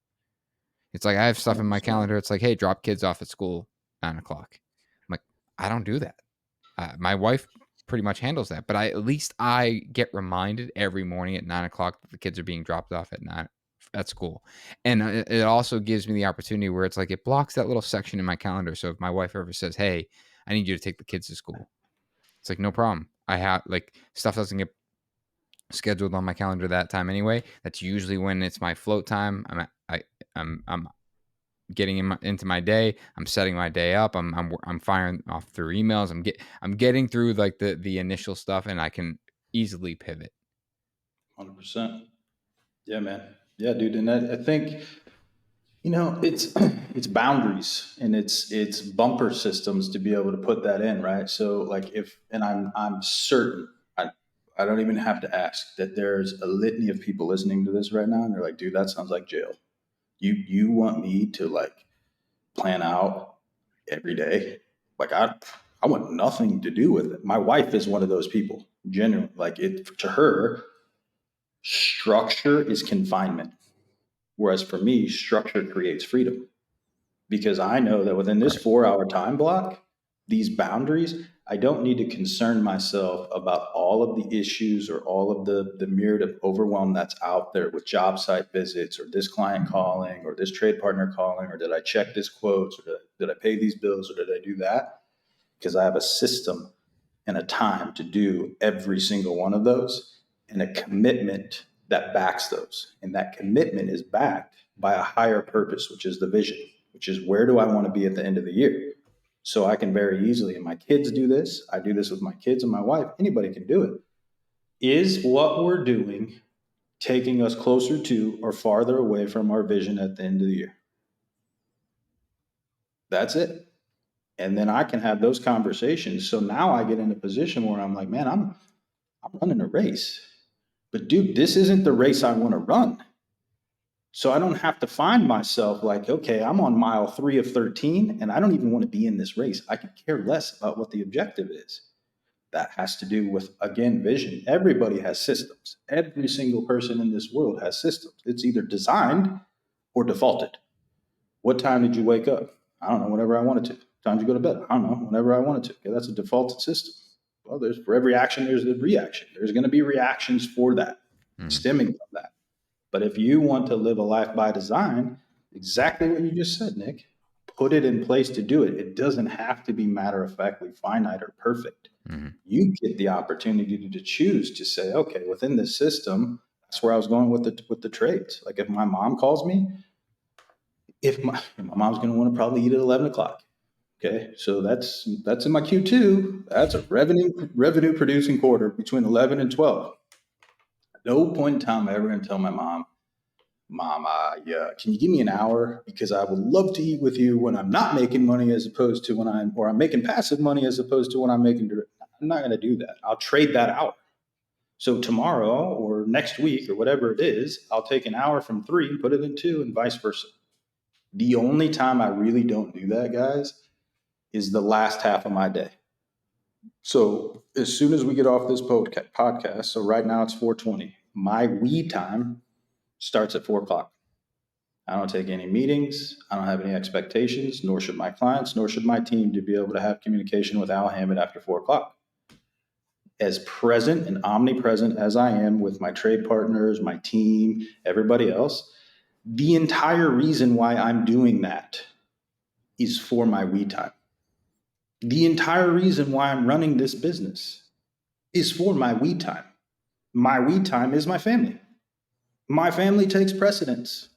And when I first made that shift, dude, it pissed a lot of people off, a lot of clients, because my clients, I had erroneously conditioned that they were the most important. Again, going back to that fear-based scarcity mindset that I had learned, and this is no disrespect to my father, that I had learned from my father, because I put the pressure on myself that, if my dad did this with this much, and I have access to this much education and systems and everything else, shouldn't I be 5Xing, 10Xing, 12Xing what it is that he did?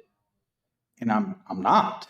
So like I gotta go, I gotta grind, and I gotta do all of this. And then that creates this angst of, oh, I'm behind the 8 ball. And then you get into comparison, and you get into, okay, this guy's doing this, and he's doing that, and he's doing that, and I should be doing this at this age. And when am I going to retire? And blah, blah, blah. And then it just spirals. No, reel it back in, figure out what it is that you want. You made a very good point earlier, probably 15 or 20 minutes ago, Nick, where your wife, man, it sounds like your wife and my wife would be very, very good friends. I don't know if it's a good thing or dangerous for us both, so we'll determine that later. But when you mentioned or you referenced, she said something along the lines of, we'll live more humbly, or we'll live in a smaller house, or whatever the case may be. We went through that as well, and that made me feel like, candidly, real talk as a man, like, dude, am I putting the almighty dollar over my relationship? Am I putting this proverbial success of what kind of car I drive, or what kind of house I live into, or whatever it is, over my relationship? And that was a lot of discovery for me to go to, because at the end of the day, what I found with a lot of guys, and again, I say this in context, that consider themselves as high achievers, there has to be a very, very almost unbreakable why. And if your why gets rocky, or like you start to question, why am I even doing this? That's when it's very easy for you to not take stuff personal. You hear that all the time. People say, don't take it personal. Dude, if I didn't take it personal, I wouldn't be waking up at 4 o'clock in the morning, and I wouldn't be sitting here having this conversation with you, sharpening my saw to figure out how I can make myself better as a person, let alone a builder, let alone in the industry. Like, it's outside of 4. My hours are 8 to 4, period, non-negotiable. I'm not going to take it personal and move on. Of course we're going to take it personal. How do we not? Like, this is a family business. This is what we want to do. And it's because it's a family business that I got to put the family first. And now that we have that expectation, our clients know that. We encourage that with them. I encourage that the same thing with my team. Matter of fact, it's a conversation that I have with my team if I see emails coming back and forth at night or on the weekend to our clients. You are otherwise conditioning our clients to have full access to you. And right now you are in, or you have a perceived rate of control. Mm-hmm. You feel as though you can control the conversation to the extent that you can have that feedback or that conversation when and only when you want to. But what happens when you set that up and that client, something goes awry, or that client perceives that something goes awry, and it's Saturday night at 9 o'clock? Well, you've responded to them before. Why are you not responding to them now? Right. And now it's a problem, where they think it's a problem in their head. Now you're the bad guy, or you don't care because you're not responding to something that you otherwise did when it was mundane. Systems, put it into place, and we don't negotiate it. Take that time and go invest it with your kids. Why are you a builder? Why are you in this space? Why are you doing what you're doing? Well, you want to be able to earn revenue. You want to be able that you want to live, correct? Okay, well, are you living that life or not? No upside. I'm talking to me, like, obviously. Yeah. As we're going through. How long ago did you start implementing changes within the business? Was this like around the same time that you started doing these events, 2021, earlier than that? Good question. Around that time? So I would say right at 2020. 2020 was a great year for us. We learned a lot. But it also was a forced slowdown like most of the world. And then Yeah. from there, once we started picking up production again, I started strategically building out our team. So now we've got somebody that's a subject matter expert relative. So we're a design build firm. I would say probably 70 to 80% of our projects come internally. We've got obviously relationships with other design architects and interior firms across the nation. But once we started doing that, we really got deep into that latter part of 2020, beginning of 2021, Tyler. So I understand putting all of this, like having the conversation about all of this for our listeners' sake, it sounds ideal. But implementing this and then sticking by this and then maintaining schedule and being able to build homes based on these schedules and these boundaries that you're putting up, it's a completely different thing.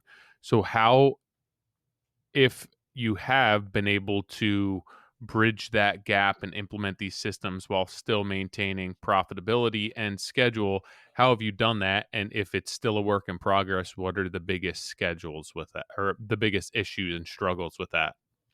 Also a good question. Definitely still a work in progress. And I say that intentionally and strategically. My processes, my organization, my businesses will always be a work in progress. And if we're not, that's an issue.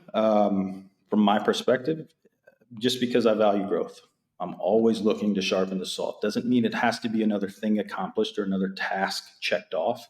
But that's something that I'm always looking to do on how we can get more efficient. To that point, I know that is absolutely unequivocally one of the areas where revamping personal expectations and then subsequently business expectations has come into play. Meaning, before the expectation was, I don't need to have a team, I can do it all myself.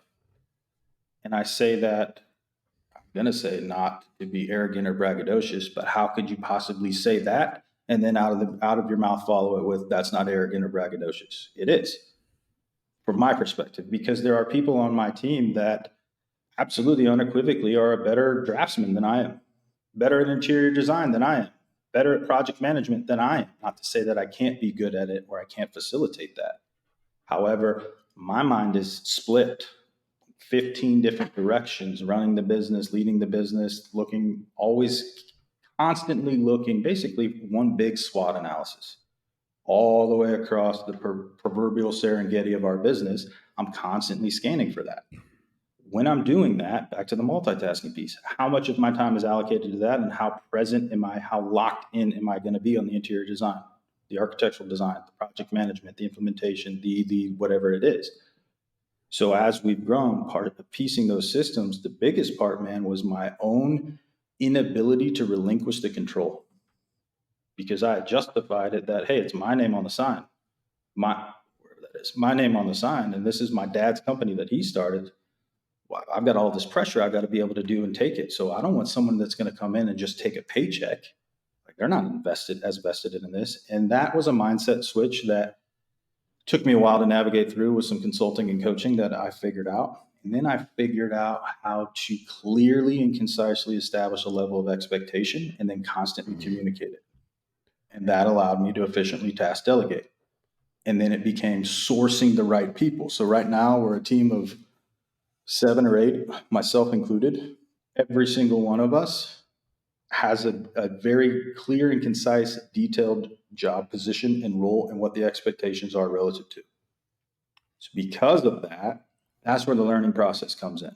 So now, dude, I was a one-man show for years and years and years. And I don't want to say it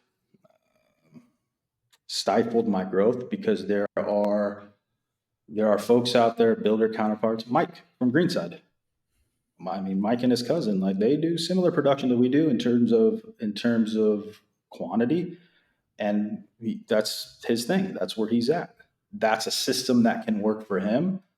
I just knew that if I wanted to scale and run in the cadence that I wanted to, I was going to have to bring on people and put the people in the right position on the bus to be able to do that. That process took some time to figure out and iron out as well. So Good question. going from essentially a one-man band to having 7 mouths to feed and restructuring the business within a couple of years, what from a more practical standpoint, like a less theoretical standpoint, what did you have to change to be able to manage and offset those costs, right? Because your sales and your revenue with a limited overhead are going to be completely different than having Mhm. 7 people on board. You would have to restructure your entire business, the amount of sales, even if you're paying those people a low salary. I'm sure if you're looking to do custom builds and specialization, that those are going to have to be people and employees that you're paying a higher margin than other people. So what, less from a theoretical standpoint, like what did you have to implement into your business and learn how to implement to be able to take it from a one man band to a more proper business, and still Sure. remain successful? Because it's tough, right? If you're a one man band, everything's going in your pocket, and now you're hiring out. Maybe you do have more sales, but are you just making less money? Are you making the same amount of money? Are you making more money? There's a lot that goes into that. All good questions, man. Very good, dude. Luckily, and we'll say strategically, organically, certainly by the grace of God. So we used to cap our production at 6 to 8 homes, meaning if I'm on home 8 at that time, I know what it's going to do to me and the one gal that I had on my team at that point in time to take 8 to 10 or 8 to 12. It's just a lot more work within the level of detail, not a lot more homes, but we're there. Organically, what happened is I had those opportunities to where I could supersede that production immediately. So then the conversation became, well, to do that, I need to fill some seats, and I need to do that. First of all, what are those seats? So who am I going to bring on, and what's the highest and best uses of their time? And then how does that monetize, or what is the best way that I can optimize the monetization for the organization? Meaning, if I bring on a project manager initially, is that the biggest need that I need right now? And what are the cost rewards for that? As compared to if I bring on an interior designer or designers, what is the cost associated with that and the risk reward? And that's exactly what we did first, is bring on the interior design team. One, so we could start outsourcing that. So not even necessarily from a revenue standpoint, it was a time standpoint.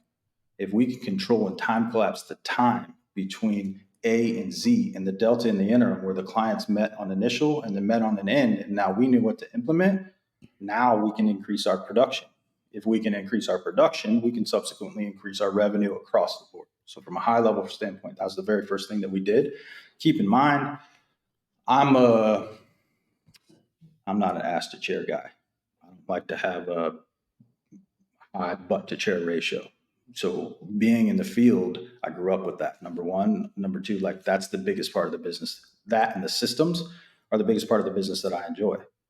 So I could handle the project management to the extent that my time would afford and allow me to do that while still bringing on other folks. The other piece to that is now we stopped paying. I'll just use an arbitrary number. We stopped paying $100 for interior design and outsourcing that and losing the time associated with it, and brought it in house. And now we're bringing I don't want to say, it's presumptuous of me to say superior product offering to those clients, but certainly equal to or greater than, less time, and now more revenue for us because now we can directly charge for that. In addition to that, there are ancillary areas of revenue that we can charge that has vertical revenue integration in it, meaning furniture, window shades, window treatments, things of that nature, where we weren't systemized, let alone have the personnel to be able to offset or absorb or bring in any of that revenue. So if a client came to us and says, "Hey, I want you to outfit, my entire house with furniture, and I want power shades all the way across," or whatever it is, I'm subbing all that out. So I don't have the manpower. Now I can bring that all in house. That revenue more than justifies the staff, the personnel, and allows us and affords us additional avenue revenues in the future. from there, we sequentially kind of reverse engineer and said, okay, well, what's the second highest and best usage of our time in terms of I'm going to go here, we're going to go there. Another project manager, having somebody else with another set of eyes and hands that was qualified, that A, was qualified, and B, was coachable, meaning somebody that was ready, willing, and able to come in and just learn and figure out whatever we could.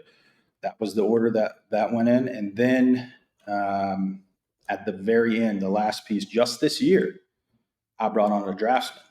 And with the draftsman, it's the same thing, meaning before we had to sub out the architectural component. And some of it we still do. You know, if a client comes to us and says, hey, here's my design architect, obviously, can you facilitate the bid? Then that's a different conversation and a different story.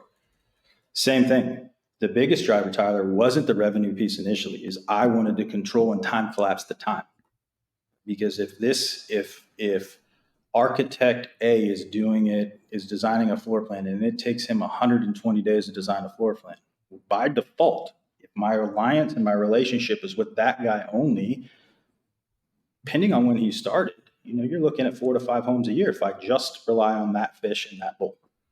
If I can bring that in, now I can earn revenue on that. So I'm charging for our design architect's time. The same piece of that, I can control his schedule. So now I know, is this guy going to be able to get this done in a week, or is it really going to take us 3 or 4 months, if that makes any kind of sense? No, sure, it does. It just for me, the questions are like how implementing such massive changes in such a short period of time and what that looks like on your end and how that's changed your business and your financials. I know that with such extreme growth, it's oftentimes hard to gauge what that growth looks like, what the profitability of that growth is, because it's not time tested at that point. So implementing changes, even like who you're bringing in and have employees stuck, have you had turnover with employees? Are the interior designers working out from a financial perspective? Is the draftsman somebody who's full time?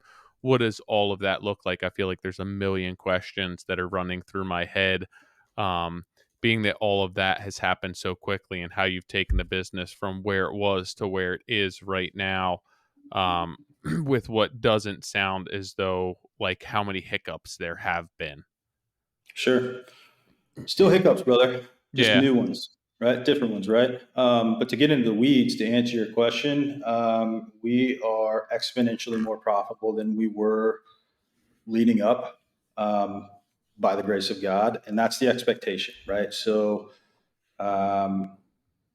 if I can build 3 homes by myself, right? That's dismissive of trade partners and everybody else. But let's just say, like, I don't have a team of 7 or 8, and our profit is A, and I can build 12 homes, inclusive of 7 individuals, payroll, time, obligation. You know, you got to lead. There's personalities, all of that, the ancillaries. It should be equal to or greater than something that, you know, the juice has got to be worth the squeeze. So if I've got headaches with personnel, and luckily by the grace of God, we don't. You know, we had one individual on our interior design team about a year and a half ago that just wasn't the right fit, and that was mutual. And we altered that relatively quickly. Aside from that, I hired a retire, and I say that during conversations ahead of time. I'm extremely slow, extremely analytical, and I really take my time when I bring somebody on, because that person needs to be synergistic with our entire organization, dude. And to your point, like, you really don't know. But I want as many touches with that person ahead of time in different situations than we can. I mean, case in point, we're really getting into the weeds now, but I'm not just going to interview someone one time, even for an hour or a half hour, and say, okay, you got a great resume. I think you could be the right fit for our team. Answer these questions, and then I'll call you and we'll do it again. Multiple meetings, multiple different areas. There are some times when I will strategically put that person in a position where I will show up and they will be maybe discombobulated. Meaning, I look at like time, like I look at people's money. Like, I look at my money. No one's going to allow you to reach, or they shouldn't allow you to reach your hand in their pocket and steal $100 out of their wallet. Nor should you steal 10 minutes out of someone's time. You don't know what their time is worth. But there are times in a certain time period, like in an interview or something, that I will show up strategically late. How does that person deal with that? Like, how are they doing? Do we have clients that some of them are 20 minutes early every time? Some of them are 20 minutes late every single time. Is this person going to be able to navigate those personalities and the differences associated with that? Or are they going to be like me 5 years ago, and they're going to be so pissed off, and they're going to attach so much of a meaning to somebody being late to that meeting, to that meeting, that they can't lead the meeting? Now they're in a position where it's just a reactive place. I want to figure out as much of that stuff as I can now. Nobody's going to be perfect. At the end of the day, I look for certain things. A lot of it is your ability to value growth. Case in point, my project manager lives in Indianapolis. So geographically, Indianapolis is 2 hours, about 2 hours south of us. Strategically, he was brought on about a year and a half ago because we have vision to migrate a second wing in the Indianapolis region. So just second team, separate, everything. And we're in the process of growing that out as well. So strategically, that's also reverse engineered in the back of my mind as we're building out a team of 7 or 8 individuals. From a production standpoint, I want those individuals to help build the team in the Indianapolis market as well. Justin, our project manager, never swung a hammer before in his life. Never been on a job site before in his life. Pardon me. But I know him, and I know his ability. I assumed that I knew him. I assumed that I knew his ability to value growth and be hungry, and he came in exactly how we wanted. A year and a half later, he facilitates and handles every single project we have. We don't have anything in the Indianapolis market yet. Everything is here, and the guy drives back and forth 2 hours a day, every day. Handles all of our schedules relative to that. And obviously, you guys being in the industry know time is money. You got to have somebody that handles your schedules, that actually knows what they're doing and who to call, especially with the adaptations that we have to make. So I share that with you to say, dude, it hasn't always been sprinkles and rainbows. Like, hey, man, like, you just have this gift, or you just have this knack of being able to like pick out people that are going to work for your team. No, I got lucky by the grace of God, and I put a culture into place in my organization that I would want to work with, not for, with. We have an unlimited vacation time. I don't micromanage your time. If you want to come in the office at 3:30 in the afternoon or 3:30 in the morning, cool. It's up to you. You have a clear and concise understanding of what it is your role is, what your obligations are, and when those due dates are. If something goes awry, then we'll have some conversations, but I don't micromanage that. I give them the tools and the autonomy that they need to be able to bring something to fruition. And then every single person on our team proactively has time on our calendars that any of us can go and say, hey, I need to have a conversation with you real quick about this job. Granted, we have those reactively. So at any point in time, we're going to call, or somebody can call me, or I can call my PM and say, hey, dude, where are we at with this? What do we got to do with this? Where are we at with that? Wednesdays, every day, every week, the entire Wednesday is basically time blocked where every single member of our team comes in this room. We eat lunch together. We break bread together. We talk about our family's lives. We figure out what's going on. Is everybody good? Where are we at personally, physically, mentally, emotionally, spiritually? Is there anything that we need to do as a family that we can help? Then and only then we're going to talk about business. And then we go in and we do a job debrief on every single project. Outside of that, I want my team to be able to know they have access to me proactively whenever they want. I want to know the same thing with them. Creating that culture, man, I think is the biggest thing, dude. Because one, being on a one-man show, dude, I don't want to micromanage anybody. Like, I got my own stuff I got to manage. I don't want to micromanage another team and then figure out, like, what's this dude doing? Where's he at? What's he going to do? So I came up with, if I'm paying this person $120,000 salary a year, $50,000 salary a year, whatever the case may be, what is bare minimum? What is my ROR? What's my return on this relationship? Bare minimum, like break even. Nobody's in business to break even, but I want that minimum data point. Okay, back to the vision standpoint now. ideally, Justin, I know you don't know anything about this. So I know that your ROI for the first 6 months, maybe in a year, is probably not going to be where it would be if I brought in Timmy, who's been in the field for 30 years and has a litany of bad habits, but already knows schedules, structures, things of that nature. And then from there, we build off of that again, reverse engineering into where our vision is. I feel like I got way too deep into the weeds and I still didn't necessarily nail your question, Tyler. No, I feel like I want to come work for you. It sounds like a love story. It sounds like it's gonna be a Taylor Swift song. I feel like I kind of want Sounds to work for me too. After that. No, I'm kidding. it sounds like it's like the ideal construction business. Like if I could script it, this would be it, and I'm gonna come work for you, and we're gonna have like. Dude, I want to say thank you for saying that. And I'm not being a smartass, like generally, because in 2020, when I started working on my own mindset shift, like I don't, this is going to sound dumb, I don't want to have to work a day in my life. If I don't genuinely enjoy what I'm doing, why am I doing it? Mm-hmm. And we can talk about, okay, well, there's family legacy and second generation and business and all of that. But at the end of the day, dude, I'm 40 years old. We can take 34 seconds right here and Google search the average male life expectancy in the United States of America. We all know where that's at. I don't. I'm over half. So I see you Googling it now. So there you go. 77.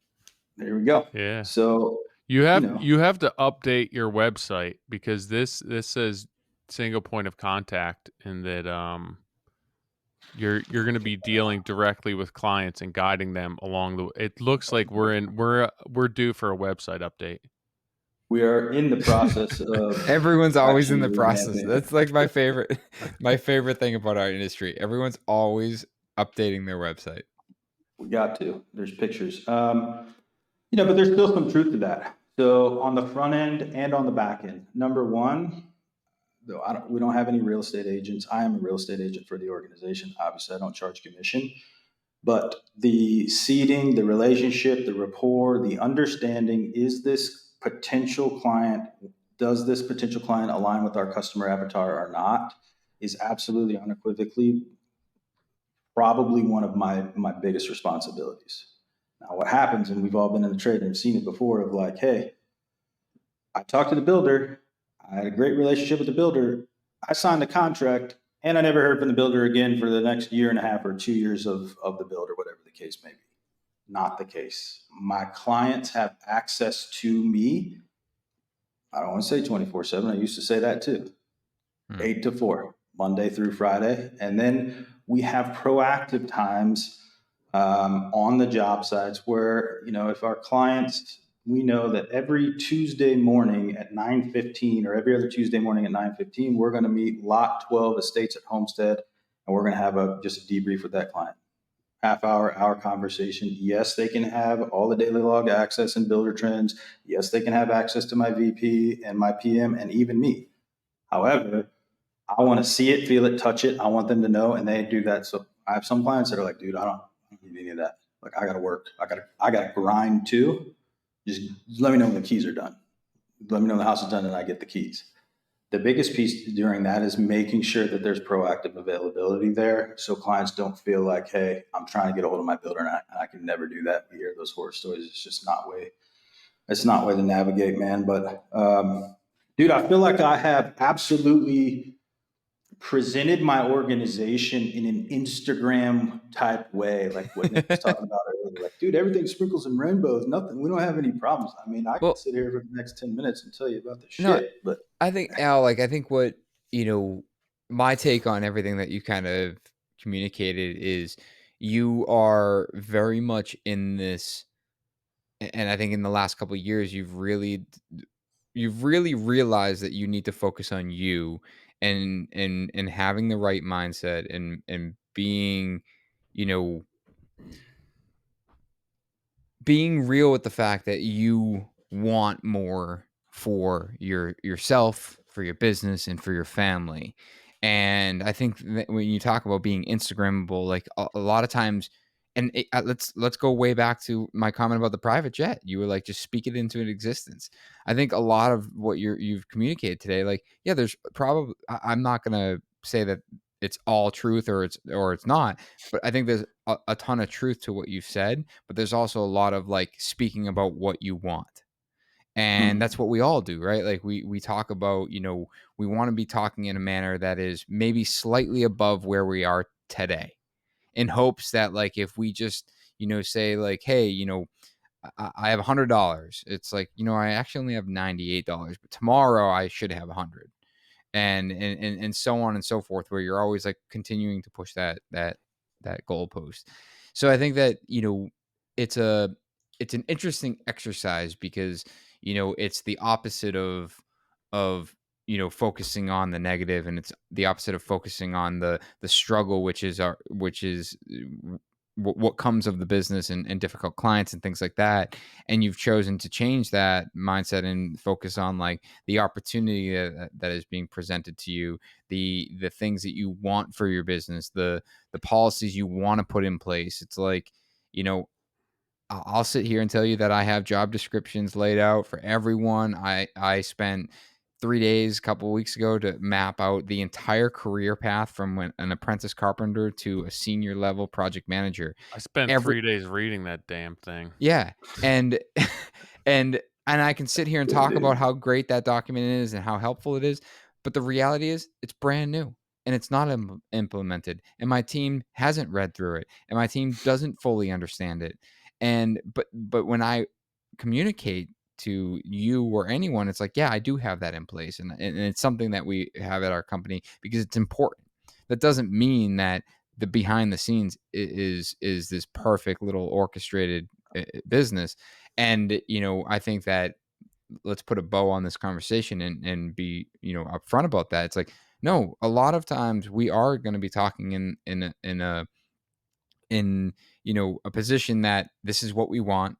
These are the things that we have done. These are the things that we are implementing. The reality is it's still work and it's still hard, and we still screw stuff up, and we still don't have it fully figured out. And it's like, yeah, I have this freedom vacation policy that, like, you can come and go as you want, and you can show up in the office at 3 a.m. and leave at 7 a.m. and I never see you. All, like, yeah, all of that is true. But the reality is like, no, that guy probably still feels as though he has to be there from 7 to 3. And yeah, there's scenarios where he might take off here and there because he knows he can, but he's still going to run it by you. He's still going to say, hey, I really want to go on vacation with my family. Is that okay? Yeah, dude, it's freedom vacation policy. It's like, I know, but like, it's a week, it's 2 weeks, it's 4 weeks, whatever it is. Like, there, Better not be 4 weeks. No, I'm just right. kidding. I'm But, just and kidding. that's like, but the reality is like, we have these things, we talk about these things, we communicate how we run our businesses and operate our businesses. But the reality is it's always way deeper than what we, have the opportunity to communicate sometimes, especially in a 2-hour podcast. I also think it's super important to make note and properly communicate how important it is to realize that like something is broken and that there needs to be changes made. And I think that our industry really struggles with that. It's keep doing the same thing over and over because this is what's expected of you. This is the industry standard, and you can't break that chain at all. And I think that we should, and I'm a huge advocate for that. And I'm a huge advocate for work hours and limited access to you as a business, because I understand that we're a service-based industry, but every service-based industry, even auto mechanics, which is not that far off of what we're doing, they have hours of operation. And like, you can't call your auto mechanic at 9:30 at night and be like, did you check the clutch plates? Because like it's just it's not that much different than what we do. And I think setting up those boundaries and making a change based on a system that, quite frankly, is broken and is flawed is really important. And it's never too late to do that, whether it's a first generation company, whether it's your first year in business, or like you said, it's your 45th year in business. So at 40 years to start implementing changes because what you're doing isn't working anymore, like, people need to not be afraid to do that. Dude, spot on. I mean, and that was the biggest catalyst and the biggest roadblock for me, Tyler. Because, dude, I see what's happening. I don't like the way this feels.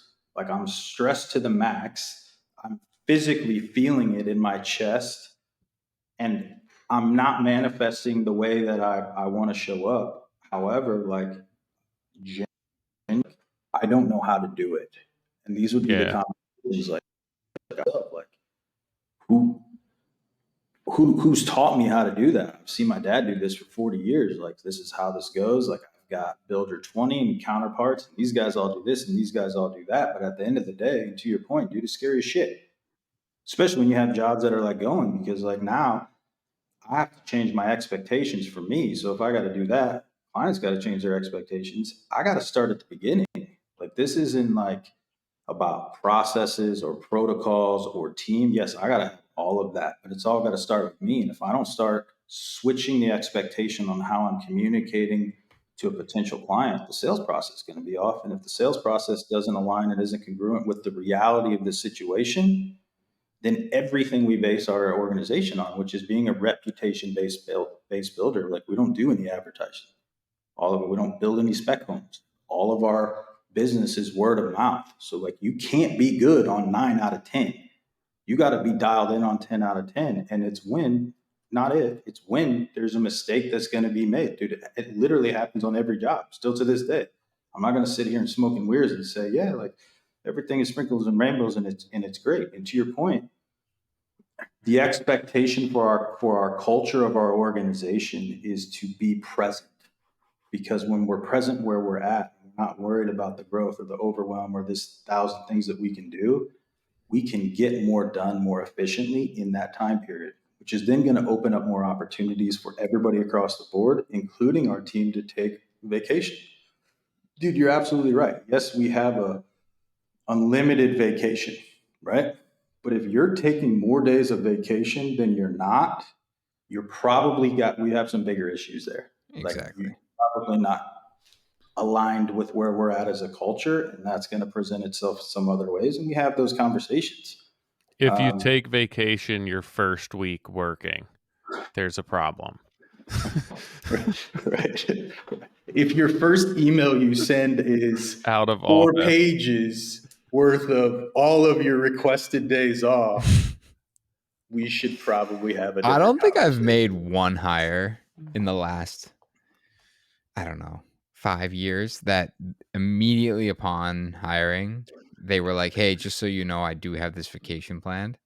And I like it. It doesn't bother me. Like, obviously people have like stuff planned prior to starting a new job, and I totally get that.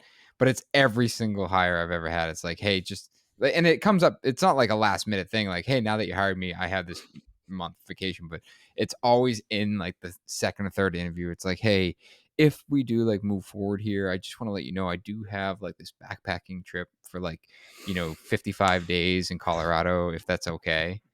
And I'm like, yeah, that's cool, man. I'm going to be out for the whole summer. I'm actually going to be on a different coast, but yeah, I mean, just Zoom. Yeah, we'll figure it out. Set up a Yeah, meeting. no big deal. 100%, man. Yeah, it is exactly, and like you said, we can put a bow on this, but I think Tyler shared it. Like, it's because of the problems. It's because of the issues. It's because of those feelings that all of us on this have navigated, not just me, and most of us listening to it that have. I mean, if you're in the industry, it's when, not if. And it's having the wherewithal and the gumption and the patience to be able to say, listen, I'm not going to continue to do this next year the same way and hope that I'm going to get a different result. Yeah. However, I can't just bull and china shop this shit and just say, I don't like this. We're not going to do this, and this. I know what we're not going to do. I'm going to get back to you on what we're actually going to do. I haven't figured that part out yet. I mean, it's because of those trials and tribulations that we're constant. And I mean, admittedly, like, I am a protocol, I don't want to say junkie, but whatever the cool kids say, like, that's even a thing. But I don't think junkie is the word you were looking for. Right. I was thinking junkie, I'm not gonna lie. That was the word that was coming. Yeah, but it's the deal where like I don't want if there's something exposed, I'm not just going to sweep it under the rug and say, okay, well, we'll get it, we'll do better, we'll navigate it before. Like it has to. We need to have a conversation on what's going awry in this protocol, and maybe it's something that we're doing or not doing, and we need to expose that and have some collaborative discovery to figure out like what do we got to do. But maybe it's just the season that we're in. Like 2020, we all navigated acquisition of stuff. I never had to get pods and order appliances and windows and everything 14 years before I ever stuck a shovel in the ground just to be able to, hit production. But you figure out what you got to do. You guys do the same and you just do it. And then that sucks. And like, okay, well, there's another protocol. We're going to change that and figure out what we got to do. And we're just basically out here figuring out what we got to do. That doesn't suck the most. It's pretty much where we're at. Yeah, for sure. Well, we usually run about 2 hours, and it looks like we're hitting that 2-hour mark. But I wanted to personally thank you for your time. I know it's tough to set 2 hours aside, plus prep time and all that stuff to hop on a podcast. But I think that all the information will be super enlightening. And like I said, I hope that it's an inspiration for as many people as possible. That if something is not working for you, don't be afraid to really shake it up a little bit. Yeah. It's good, man. Yeah. Yeah, I I appreciate it, man. appreciate the opportunity. Yeah, appreciate you guys. Been a long time listener of the show, so I appreciate the opportunity to connect also with you guys as well. Yeah, man. Well, we do appreciate your time, and I guess we'll circle back when the episode starts coming out and send you all like the information and teasers and all that stuff as soon as we have it. But And hey, we'll also get you an email for we just got some new t-shirts. Oh, So yeah. we'll get you one. We'll send you an email so you can sign up and get that thing shipped to you, get in on our pre-sale. And if anyone else wants to get our pre-sale, head over to the moderncraftsman.co website to join that pre-sale. I think it closes actually today. Oh, does it? Then they're not Yeah. going to hear it on the podcast. No. I mean, I was saying it for next week's Oh, okay, good. drop. Because I recorded a podcast earlier today that I said the same thing. In the meantime, if people want to find you, where's the best way to find you? Reach out. Sure, 100%. Ham at Homes, Instagram, HAM as in Mary, E as in Edward, D as in Diesel, Ham Ed Homes, all social content, LinkedIn, Instagram, Facebook, all that good Sweet. stuff. So the usual. You got her. Cool, man. We appreciate your time. Thanks for coming on. Likewise, gents. Appreciate you guys. Yeah, it was great talking to you. Nick will set you up with how to get off of here. Yeah. So All right. hold I was on. just looking for that. Yeah, it's always very confusing. So we stay on to do our ads. So there's a button that says Leave Studio. When you leave, it's Yep. gonna just tell you that it needs to finish uploading your audio. So just leave the Chrome browser open until it says 100%, and then you're good to go. You got it. Awesome. Thank Sign you, out. man. Thanks, boys. Have a good one. You too. We didn't even talk about Spencer. I know. So Spencer Lewis is his trim carpenter. That's actually how we connected with Al. And now I'm looking for my notes. Yeah, I thought that I had Spencer's cell phone, but I guess I don't. So I was out of town on vacation and like didn't pre-prep for everything has been very last minute this week. So I was like trying to get a hold of Spencer when I put 2 and 2 together, and I was like, I don't have a cell phone. I don't feel like he's just sitting on Instagram all day. So I was like, I'm not even gonna try this morning. Like I'm not gonna bother him during the workday. With that being said, make sure you guys join that pre-sale. We've sold like nearly 100 shirts. So if you haven't got that pre-sale, head over to moderncraftsman.co to our new website, and there's a place that you can order that t-shirt. This is a limited run. We are not sure if this is going to be ran again as far as this design, so make sure you get in on the founders tee. And we get some additional swag and merchandise coming up soon that we'll release. But as always, we appreciate you guys listening.